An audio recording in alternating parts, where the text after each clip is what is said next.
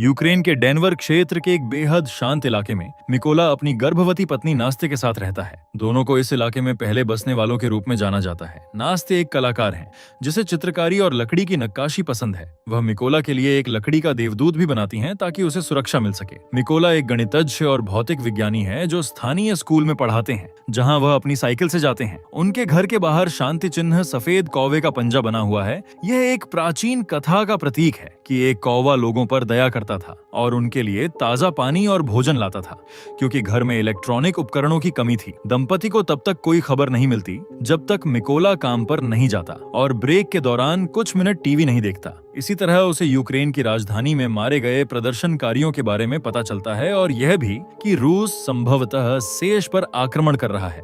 कक्षा के दौरान मिकोला को परेशान किया जाता है। छात्र इवान, जो सोचता है कि उसका शिक्षक एक अजनबी और अजीब व्यक्ति है, इसलिए वह उसे दूर जाना चाहता है, लेकिन मिकोला उसे कभी नाराज नहीं होने देता, क्योंकि वह शांतिवाद में विश्वास करता है और युवाओं के मन को निर्देशित करने पर काम कर रहा है। एक सुबह काम पर जाते समय मिकोला देखता है कि कुछ सैनिक सड़क के किनारे खड़े हैं, लेकिन उन पर ध्यान नहीं देता। जब वह आखिरकार स्कूल पहुंचता है तो उसे यह देखकर आश्चर्य होता है कि स्कूल खाली है और टीवी पर देखता है कि रूस ने यूक्रेन पर आक्रमण क्यों किया है। उसे पहले देखे गए सैनिकों की याद आती है। मिकोला अपनी पत्नी के बारे में चिंतित होता है और अपने घर वापस भागता है, लेकिन तब तक बहुत देर हो चुकी थी। रूसी वहां नास्ते को पीट रहे थे। वे मिकोला को भी पकड़ लेते हैं जब वह उसे बचाने की कोशिश करता है। सैनिकों को यह सुनिश्चित करने के बाद कि वे जासूस नहीं हैं, वे घर के अंदर आग लगा देते हैं और निकल जाते हैं। लेकिन जब नास्ते उन पर पत्थर फेंककर जवाबी कार्रवाई करने की कोशिश करती है तो सैनिक उसे गोली मारने में संकोच नहीं करते। मिकोला अंततः हताश होकर चला जाता है और अपनी पत्नी के शरीर से चिपक जाता है। वह अपने घर को जलते हुए देखता है। कुछ घंटों बाद यूक्रेनी मिलिट्री के 2 सदस्य मिकोला को ढूंढते हैं और उसकी पहचान की जांच करने के बाद यह सुनिश्चित करते हैं कि वह एक निर्दोष नागरिक है। वे नास्ते के लिए एक कब्र खोदने में उसकी मदद करते हैं। फिर वे उसे अपने साथ अपने अड्डे पर ले जाते हैं। हालांकि जाने से पहले मिकोला अपनी पत्नी की आखिरी याद के रूप में लकड़ी के देवदूत को अपने साथ ले जाना सुनिश्चित करता है। अड्डे के उच्च अधिकारी किसी अजनबी के अचानक आने से खुश नहीं होते, क्योंकि वह जासूस हो सकता है। लेकिन मिकोला खुद को साबित कर देता है और कहता है कि वह सेना में भर्ती होना चाहता है और रूसियों को उसके देश से बाहर निकालना चाहता है। मिकोला को एक कठिन प्रशिक्षण में भेजा जाता है, जहां उसे अपने शरीर को थका देना और आग्नेयास्त्रों का उपयोग करना सीखना होगा। ये 2 ऐसी चीजें हैं जो एक शांतिवादी होने के नाते उसने पहले कभी नहीं की थी। हथियारों को अलग करना और जोड़ना उसके लिए विशेष रूप से कठिन है और इससे उसे बड़े अधिकारी उसका मजाक उड़ाते हैं, खासकर जब वह घोषणा करता है कि उसने रेवेन को कोड नाम के रूप में चुना है। मिकोला उन्हें खुद को नीचा नहीं दिखाने देता और अतिरिक्त प्रशिक्षण लेता है। देर रात तक हथियार अभ्यास करता है और लकड़ी के देवदूत को संभाल कर रखता है ताकि वह अपना उद्देश्य कभी न भूले, जो कि अपनी पत्नी का बदला लेना है। कुछ हफ्ते बाद प्रशिक्षुओं को पता चलता है कि मोर्चे पर पर्याप्त स्नाइपर नहीं है और सेना स्वयं सेवकों की तलाश कर रही है। इस काम में ज्यादा लोग रुचि नहीं रखते, लेकिन मिकोला तुरंत आगे आ जाता है, लेकिन उसे और भी ज्यादा हंसी उड़ाने का सामना करना पड़ता है। फिर भी वह हार मानने को तैयार नहीं होता। मिकोला खुद को साबित करने के लिए एक चुनौती स्वीकार करता है। वह आंखों पर पट्टी बांधे हुए एक AK-47 को 20 सेकंड से भी कम समय में अलग अलग करके फिर से जोड़ देता है। अंततः सभी का सम्मान अर्जित करता है। वे उसे रेवेन भी कहने लगते हैं, क्योंकि वह स्नाइपर का सैद्धांतिक हिस्सा चाहता था। गणित और भौतिकी के अपने ज्ञान के कारण मिकोला को प्रशिक्षण आसानी से मिल जाता है। अध्यापकों से भी तेजी से गणना करने में सक्षम होने के कारण वह सबसे पहले वाले नियम का पालन करने में भी माहिर है, जो कि बिल्कुल स्थिर और शांत रहना है, भले ही कोई प्रशिक्षक उसके पास जमीन पर गोली चलाए। दुर्भाग्य से वास्तविक शूटिंग के दौरान वे अच्छा नहीं कर पाता है, क्योंकि किसी कारण से उन्होंने उसे एक अलग हथियार दिया है, एक ऐसा बंदूक जो युद्ध के लिए उपयुक्त नहीं है। जब भी मिकोला इस ओर इशारा करता है, उसे एक बार फिर इससे निपटने के लिए कहा जाता है। मिकोला हार मानने से इनकार कर देता है और एक योजना बनाता है, यह साबित करने के लिए कि वह क्या कर सकता है। आखिरी स्नाइपर परीक्षण रात के समय होता है और प्रशिक्षकों को प्रशिक्षक द्वारा दागे गए फ्लेयर शॉट से अपने विषयों के आसपास पर्याप्त प्रकाश मिलते ही गोली चलानी चाहिए। हालांकि मिकोला गोली नहीं चलाता, फिर भी वह प्रकाश का उपयोग दूरी की गणना करने के लिए करता है और एक बार परीक्षा समाप्त हो जाने के बाद वह पूर्ण अंधेरे में गोली चलाता है और लक्ष्य को ठीक केंद्र में मारता है, जो कोई और नहीं कर पाया। इससे मिकोला उच्चतम स्कोर के साथ पहले आता है और उसे अपने पहले मिशन के लिए एक प्रथम श्रेणी इकाई में नियुक्त किया जाता है। मिकोला और उसके साथी स्नाइपर्स को एक महत्वपूर्ण चौकी को मुक्त करना होगा, जिस पर रूसियों ने कब्जा कर लिया है। टीम बिना पकड़े क्षेत्र में सफलतापूर्वक घुस जाती है और प्रत्येक स्नाइपर को एक लक्ष्य सौंपा जाता है, लेकिन जब वे लगभग गोली चलाने के लिए उन्हें योजना रोकनी होगी, क्योंकि एक नागरिक कार चौकी के पास पहुंचती है, रूसी सैनिक दोनों नागरिकों को उनके पासपोर्ट सौंपते हुए बाहर आने पर मजबूर करते हैं और उन्हें वापस देने से इनकार कर देते हैं। जब वे उस जोड़े को वहां से जाने के लिए कहते हैं तो एक दृश्य में वह अपनी चीजें वापस मांगता है, जिससे रूसी सैनिक हिंसा से जवाब देते हैं। मिकोला की टीम यह देख लेती है और तुरंत हमला कर देती है और हर सैनिक को मार गिराती है और तेज प्रभावी गोलियों से उस आदमी को भी मार देती है जो उस आम महिला को बंधक बनाने की कोशिश कर रहा है। मिशन खत्म होने के बाद टीम चेक पॉइंट पर फिर से नियंत्रण पाने के लिए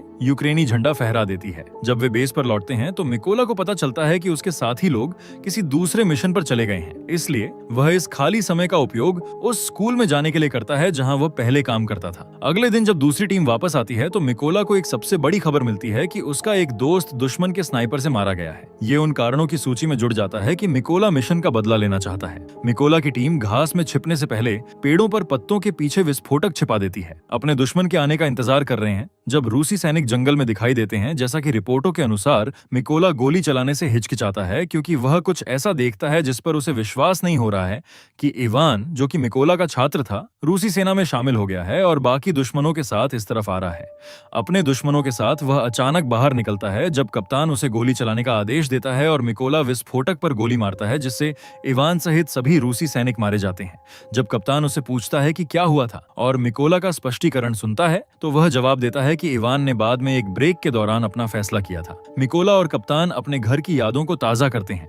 कप्तान अपने साथ अपने परिवार की एक तस्वीर रखता है और बताता है कि उसका अपनी पत्नी के साथ एक समझौता है कि वह अपनी बेटियों को अपनी नौकरी की प्रकृति के बारे में नहीं बताएगा, ताकि उन्हें लगे कि वह व्यावसायिक यात्रा पर गया है।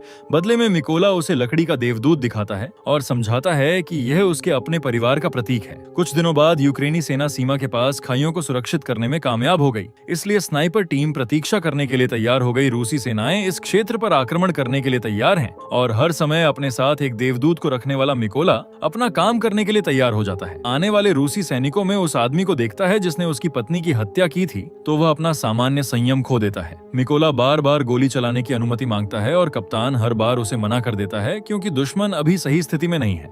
आखिरकार मिकोला इंतजार करते करते थक जाता है और फिर गोली चला देता है और सैनिक को मार देता है, लेकिन साथ ही वह दुश्मन के एक छिपे हुए स्नाइपर को उनकी लोकेशन भी बता देता है, जो तुरंत जवाबी कार्रवाई करता है और कप्तान को मार देता है क्योंकि रूसियों ने उन पर गोलीबारी शुरू कर दी है। मिकोला को कप्तान के शरीर को मैदान में घसीटते हुए, हर गोली और हर बम से बचते हुए घंटों बाद जब मिकोला आखिरकार बेस पर वापस पहुंचता है तो उसका वरिष्ठ अधिकारी वादा करता है कि कप्तान को मारने वाले स्नाइपर का पता लगाने के लिए एक जांच की जाएगी और जब वे उसे ढूंढ लेंगे तो वे मिकोला को उसकी देखभाल के लिए बुलाएंगे। इस बीच मिकोला अपराध बोध से अभिभूत है और अपनी गलती की भरपाई के लिए खुद को अकेले ही मिशन में झोंकने का फैसला करता है। उसके स्नाइपर अभी भी बेहतरीन हैं और वह कई रूसी सैनिकों को मार गिराने में कामयाब हो जाता है, लेकिन बिना किसी की निगरानी के वह बहुत जोखिम भरा हो जाता है और दुश्मन की गोली लगने से उसका हाथ घायल हो जाता है।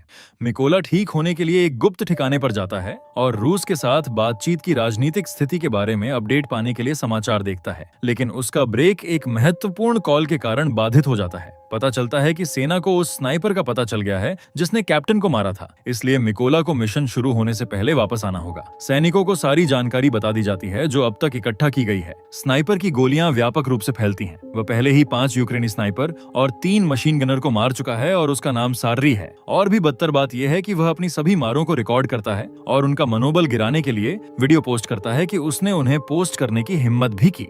अपने कैप्टन की मौत की रिकॉर्डिंग कम से कम इन सभी हताहतों ने उन्हें सर के स्थान का सटीक पता लगाने में मदद की है और चूंकि वे उस जगह को बारूदी सुरंगों से नहीं भर सकते क्योंकि उस रासायनिक संयंत्र में क्लोरीन का भंडार है जहां दुश्मन छिपा है, इसलिए उन्होंने एक वैकल्पिक योजना बनाई है कि उनके स्नाइपर्स निचले सैनिकों को मारेंगे ताकि रास्ता साफ हो सके, ताकि मिकोला अंदर घुस सके और सार्री का आमना सामना हो सके। जब मिशन शुरू होता है सभी यूक्रेनी स्नाइपर्स अपनी जगह बना लेते हैं और मिकोला के अंदर आने का इंतजार करते हैं। खेत में रेंगते हुए इमारत में वह पहला सैनिक पाता है जो उसे मिलता है, वही आदमी जिसने उसके घर पर हमला किया था और उसे अभी भी याद है कि मिकोला ने कहा था कि उसे पहली बार मार देना चाहिए था। एक तेज और संतोषजनक गोली से उसे मारने के बाद मिकोला अपने साथियों को हमला करने की अनुमति देता है, जिससे सभी यूक्रेनी स्नाइपर्स एक साथ गोली चलाते हैं और बिना कोई अलर्ट जारी किए इलाके की सफाई कर देते हैं और वहां केवल 2 रूसी स्नाइपर बचे हैं, सारी सहित। उन्हें तब तक पता नहीं चलता कि कुछ गड़बड़ है जब तक कि उन्हें संदेश मिलना बंद नहीं हो जाता और वे अपने साथी सैनिकों की जांच करने नहीं जाते और उन्हें मृत पाते हैं।